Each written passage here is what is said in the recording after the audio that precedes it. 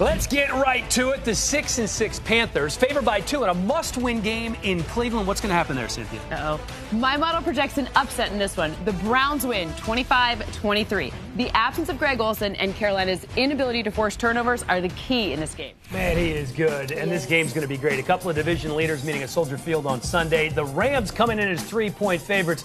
TD, how do the Bears try and contain Todd Gurley? All this guy does is score touchdowns. Yeah, if you DC Vic Fangio, you have to put all eyes on Todd Gurley, frustrate him, have guys hit him when he doesn't have the football, try to take Todd Gurley out of this matchup. That's what you have to do. It's just right now, I'm irritated right now. I've been irritated with all this. I don't know if it's possible to irritate Todd Gurley. It is. How should that Bears offense with Mitchell Trubisky back under center attack that Rams defense? They should run right at the middle of that defensive line. So if you look at where the Rams are the most vulnerable, it's when opposing quarterbacks and running backs run behind their center. Mitchell Trubisky, third leading rusher as a quarterback. That's a big key to this one. He can run the rock. Time for picks. I'm going to go with the Rams. The key, get Gurley going. Yep. When he goes over 100 yards, the Rams 12-0 in the last 2 years. They don't lose. Wow. In sub-40-degree temperature, Todd Gurley has had 2 of his biggest games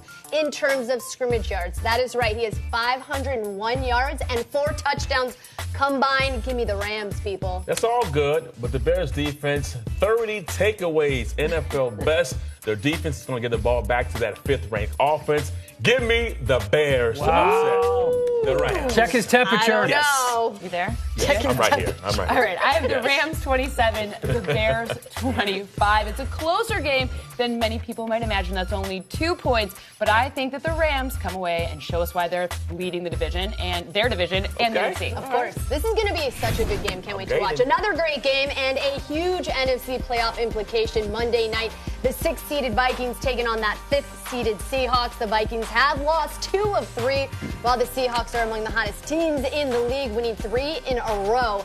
So the Seahawks favored by 3 at home. We all know they're really good in December as well. TD, who do you have on the Vikings offense that needs to get and step up on the road to get that W? Well, Seahawks defense, they're allowing 5.1 yards per attempt. So I'm going to say Latavius Murray and Dalvin Cook need to step up and take advantage of that Seahawks defense that's allowing that many yards per attempt, because if they do that, they might have a chance. Yeah, they gave Dalvin Cook the rock 4 times in the second half last week. That's not good now. The Vikings defense, Cynthia, is top 10 in sacks, however. How can the Seahawks offense take advantage of that or neutralize it? I feel like I'm a little bit of a broken record here, but it's all about the run game, and nobody's rushed the ball more than the Seahawks. You've seen them use their running backs creatively to help kind of mask their O-line being a little bit vulnerable. So that's how they're going to escape the Vikings' excellent defensive pressure. Okay, this game is at home for the Seahawks. Who do you have winning it? I have a big Seahawks win, 26-21. They're going to show us why they deserve to be in the playoffs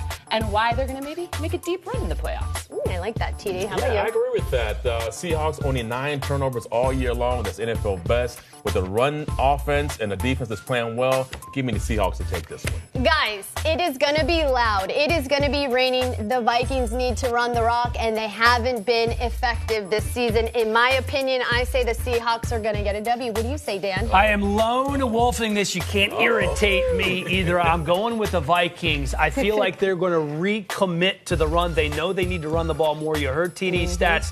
The Seahawks not great against the run. Dalvin Cook over 100 yards. He helps Kirk Cousins get the first Monday Night Football win of his career.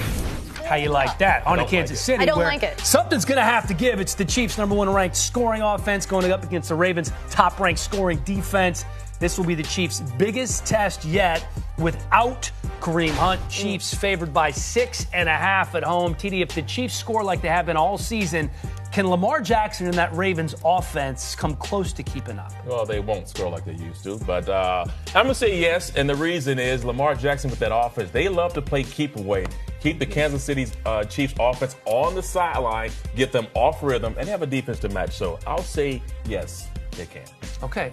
Kansas City's offense has generated big plays all season long. Can they continue to do that against that tough Baltimore D? Short answer, yes. They both have Travis Kelce and Tyreek Hill, who both rank in the top 10 in 20-plus receptions this season. Those big plays, especially in the passing game, are going to be the key for Patrick Mahomes and this Chiefs offense to keep rolling. I heard what you said. You heard what I said. It's a little spoiler. Here we go. We'll start the picks, Okay, and I am let's hear it. going Chiefs here. I'm going to tell you why, because that Ravens defense has been so good. It's allowed the Ravens offense to be conservative. Being conservative in this game, not going to win it. Mahomes going to carve them up. That is if Mahomes has the ball, and since Lamar Jackson's been the starter, guess what? The Ravens #1 in time of possession. That keeps the defense fresh and Pat Mahomes off the field. Give me the Baltimore Ravens. I'm with you with that. Give me Thank the you. Baltimore Ravens here. The Ravens have the ingredients to beat Kansas City at home. They've got a great defense, #1 in points, #1 in yards, and they have a playmaker on their side of the bar in Lamar Jackson. Give me those Baltimore Ravens. I have a huge Chiefs win here, 31-23. They don't actually need to be on the field very long in order to score. Most quick strike scores in the NFL. I think that continues this week. All right. Good stuff indeed. More game picks in a bit, but first let's talk individual performances. More or less time. Aaron Rodgers, will he throw 3 touchdowns against the Falcons, TD? More or less? 3 or more touchdowns only twice this year. I'm going less against the Falcons. It just feels like one of those games where he's just not going to throw the ball a whole lot. So I'm going fewer than 3. So I'm going to agree with you on fewer, and I think maybe the popular narrative is like an Aaron Rodgers going to throw for 1 million touchdowns in this game. But I think it's maybe like Aaron Rodgers rushes for a touchdown or hands the ball off to Aaron Jones 1 billion times, something like that. So I say less. Just to show. All right, Drew Brees will throw for 284 yards against the Bucs. What say you? I mean, Drew Brees rolls out of bed and throws for 300 yards. So against this Bucs defense, it's not going to be much of a fight. So I would say more than 284. So I think that 284 is really reflective of potential bad weather down in Tampa. And bad weather, rain, humidity could mean less passing. However, I still think Drew Brees throws for closer to 300 yards. All right, here's an interesting fact for you. 7 games under 284 yards for Brees, including 3 out of the last 4, though. All right, let's talk defense. Finally, the Jets and Bills will combine for 5 sacks, GD. I don't know, just these 2 quarterbacks, I get it. Little scrambling guys might go out of the pocket. Might be some sacks, but they might be beyond the line of scrimmage, so they won't count for sacks. So I'm going fewer than 5 sacks. Ooh, an interesting beyond the line of scrimmage. Yeah. I'm going with more than 5 sacks. I think Jerry Hughes is angry, and he's going to have maybe 4 himself. But I think ultimately in this game, those 2 rookie quarterbacks kind of matching up against each other, I think we're going to see some maybe weird things so the defense gets more sacks in those situations. That's possible. A pivotal NFC East matchup in Dallas with the Cowboys favored by 3.5 over the Eagles. Zeke has 4 straight games of at least 130 scrimmage yards. Does he make it 5 against the Eagles, TD? Absolutely. I mean, Zeke is he's the engine to that offense. And, of course, 130 yards. If it was rushing yards, different story. But he can rush and catch the ball in the backfield. So, obviously, he can do it again in week 5. Cowboys great on offense, and we saw what they did against the Saints defensively. Are they doing that same thing against the Eagles this week? They're going to be incredibly impressive again against the Eagles. Look, it's all about defensive pressures. They've got them coming from all over that line, and they have those rangy, fast linebackers to stop any potential run game. And by the way, those corners are also going to help shut down any sort of passing game. So, kind of giving away my answer. Yeah, I'm assuming you're going with the boys here. I am. Cowboys 24, Eagles 21. A little closer than maybe expected because the Eagles are fighting for their playoff lives here, so they're going to try to pull any tricks they have out of the bag. I'm going with Philly on this one. They have won 6 out of their last 8 in Dallas. I know it doesn't entirely make sense, but nothing in the NFC East has made sense this year. TD, what do you have? Well, I'm going with the Cowboys in this one. That Cowboys defense has been playing incredible right now. They'll shut down Josh Adams because he was good the last 2 games for the Eagles. They're going to take him out of this game, so give me the Cowboys to win this one. Cowboys fun to watch on defense, and guess what? When Zeke plays, the Cowboys are 3-0 against the Eagles, and guess who's playing Sunday? Zeke. They're going to be 4-0 against the Cowboys. Good stuff indeed, TD. All right, It is time, though, for On the Hook, presented by Bass Pro Shops and Cabela's. TD, who is on the hook? Oh, got myself a baby well today. I got a baby well today on the hook here. I'm going with the Tampa Bay Buccaneers knocking off the New Orleans Saints here. Here's the deal.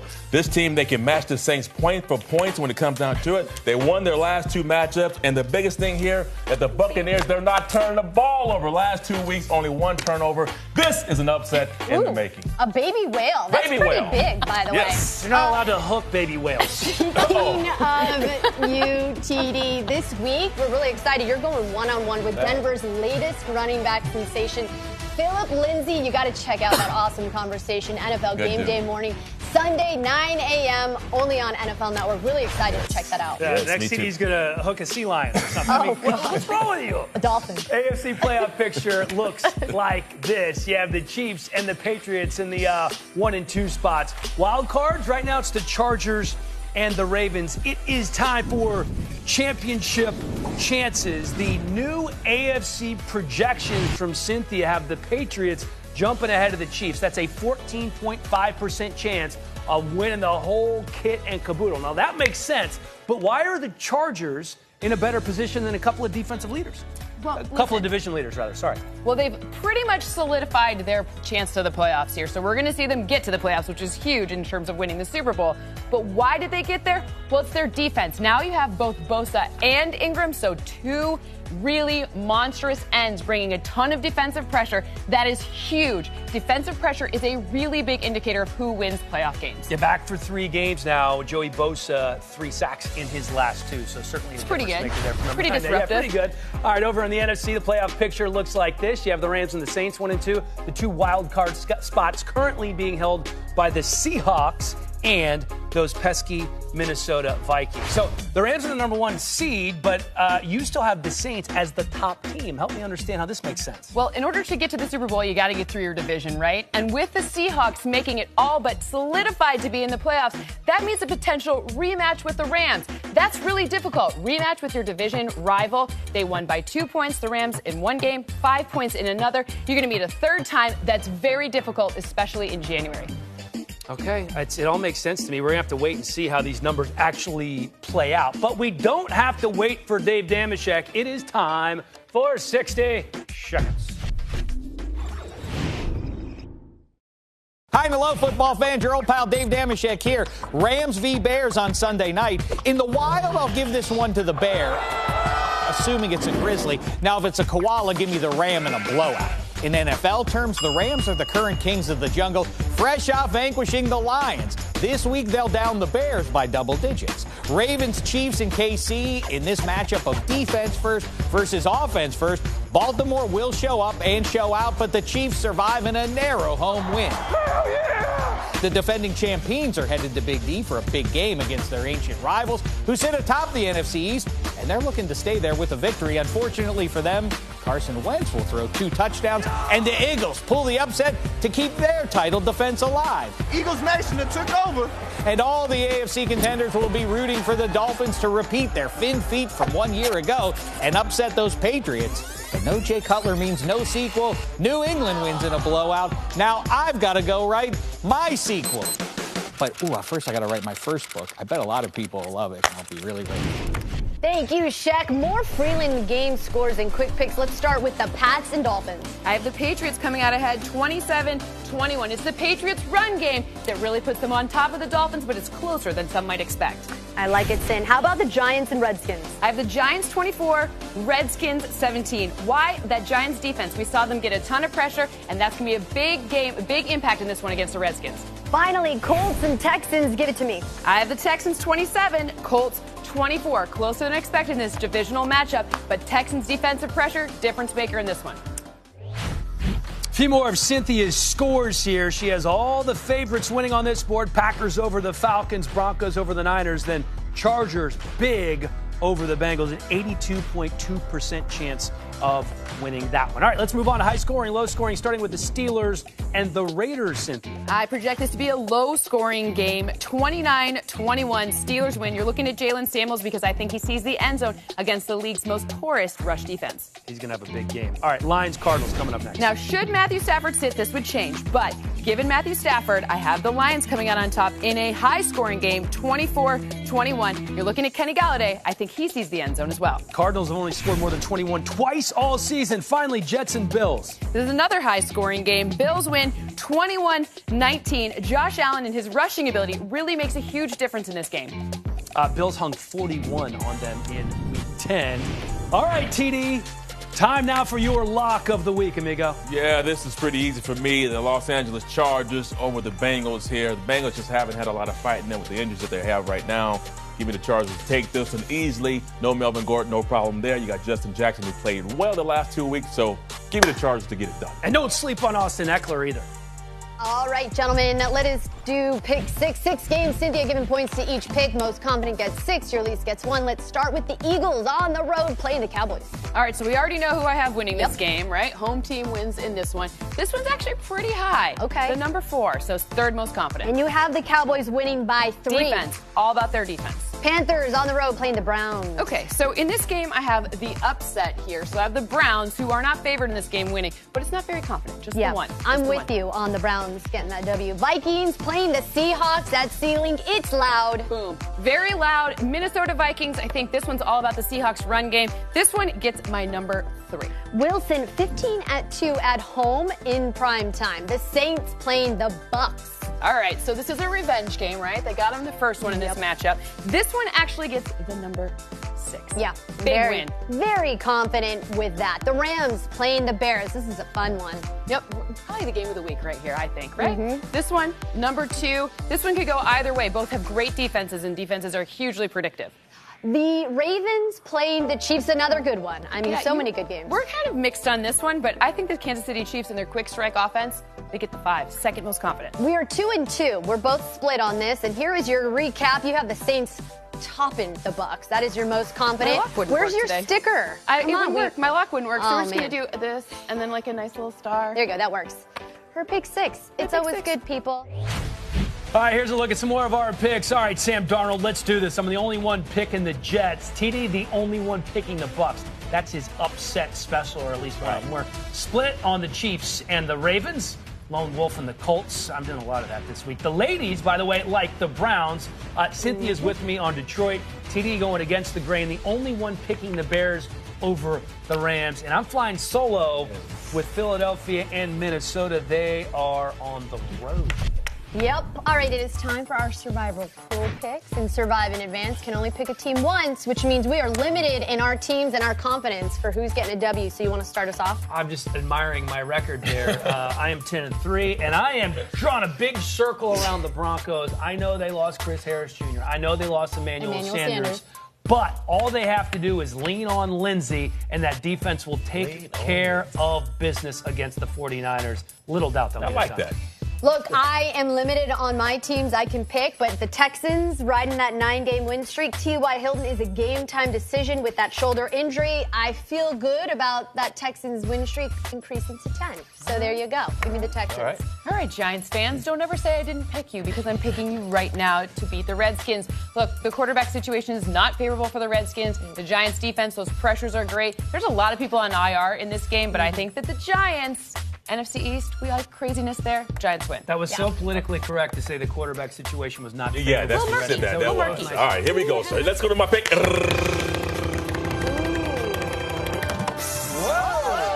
looks like a baby whale. I am not quite the baby whale here. This might be a real beluga. A beluga. But we're going here. The Pittsburgh Steelers, they must win this game. They're playing the Oakland Raiders. This is a playoff game for them because it gets rough down the stretch for them. They have to get it done. They will get it done. I'm going with these Pittsburgh Steelers.